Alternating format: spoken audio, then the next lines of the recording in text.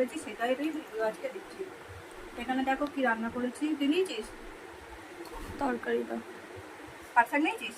পাট শাক খেয়েছি। খেয়েছিস? তো এদিকে ফোকাস কর, এদিকে কর।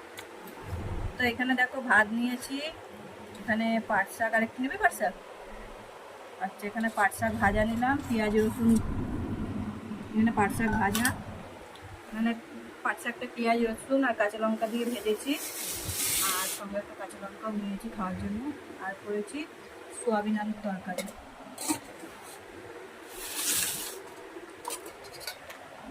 তো এখানে করেছি সোয়াবিন আলুর তরকারি।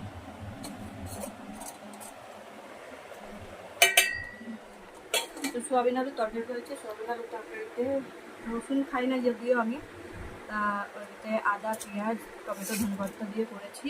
জিরে এইদিকে জিরে বাটা আদা বাটা দিয়ে করেছি। তো হচ্ছে কীরকম হয়েছে দেখতে, খেতে কীরকম হয়েছে খেয়ে আমার মেয়ে জানাবে দেখি কীরকম হয়েছে। তাই তো দেবো দেখি।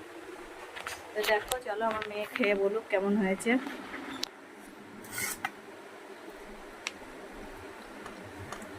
পাট শাকটা হেভি লাগছে খেতে, পাট শাকটা কিন্তু ভালোই লাগছে। কেমন হয়েছে?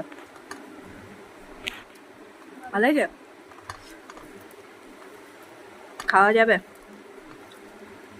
এক তরকারি ভাত যদিও, পরে আবার পাট শাকটা নিলাম, তো পাট শাক ভাজা করলাম আর ভাত করলাম।